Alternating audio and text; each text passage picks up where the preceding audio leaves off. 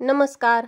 आज आपण करूयात उन्हाळी वाळवणातील शाबूची पापडी. तर ही शाबूची पापडी आज मी थोड्या वेगळ्या पद्धतीने केलेली आहे.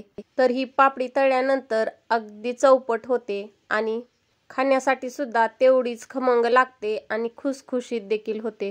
रेसिपी करायला फार सोपी आहे. तर लगेचच आपण वेळ न घालवता सुरुवात करूया. सर्वप्रथम आपल्या सर्वांचं स्वाद आपुलकीचा या चॅनलवर खूप खूप खूप मनापासून स्वागत. तर आज आपण इथे अर्धा किलो शाबूची पापडी करणार आहोत. तर त्यासाठी कोणत्याही एका भांड्याने अर्धा किलो शाबू मोजून घ्यावा. हा शाबू आपण एवढ्या करता मोजून घेत आहोत कारण पुढे आपल्याला त्याचे पाण्याचे प्रमाण समजेल म्हणून.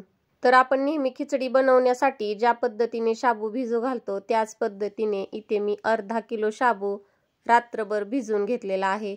आणि त्यासाठी सोबतच लागणार आहेत आपल्याला 1 किलो बटाटे. तर हे बटाटे मी उकडून घेतलेले आहेत.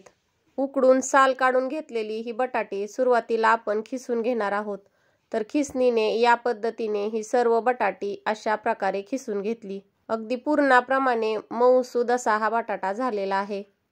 तर शाबू शिजवण्यासाठी आपण पाण्याचे प्रमाण पाहूयात. तर एका मोठ्या पातेल्यामध्ये आपण पाणी उकळण्यासाठी ठेवायचं आहे. तर शाबू भिजवून घेण्या अगोदर अर्धा किलो शाबू आपण कोणत्या तरी एका भांड्याने मोजून घ्यायचा आहे. आणि ज्या भांड्याने आपण हा शाबू मोजून घेतला त्याच भांड्याने 4 भांडी पाणी आपण इथे मोठ्या पातेल्यामध्ये उकळत ठेवायचं आहे. तर पाणी चांगले कडकडीत गरम झाल्यानंतर त्यामध्ये मी 2 चमचे मीठ टाकून घेतले.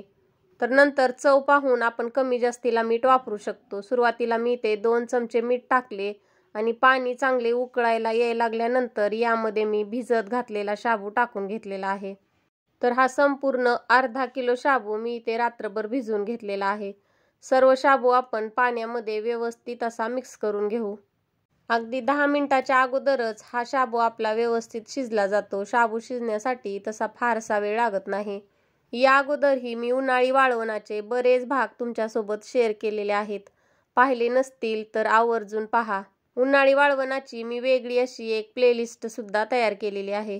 60 ते 70% शाबू शिजल्यानंतर आपण इथे तिखट आणि उकडलेला बटाटा टाकून घेत आहोत. तर मी इथे 2 चमचे लाल मिरची पावडर टाकली आहे.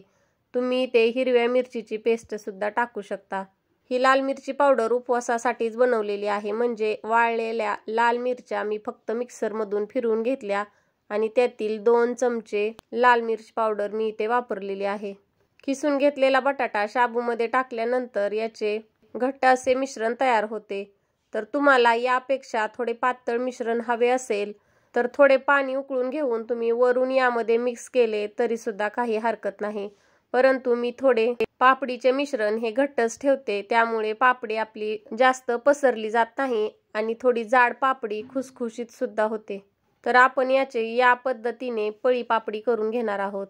हव्या त्या साईजमध्ये थोडे थोडे मिश्रण टाकून वरून असे आपण चमच्याने फिरून घेतले म्हणजे या पापडी अगदी गोल गरगरीत अशा होतात. तर या पद्धतीने मी इथे सर्व पापड्या करून घेत आहे. मी आहे तेवढ्या म्हणजे 4 पातेली आपण जेवढे पाणी वापरलेले होते तेवढ्यातच या पापड्या तयार करून घेतलेल्या आहेत.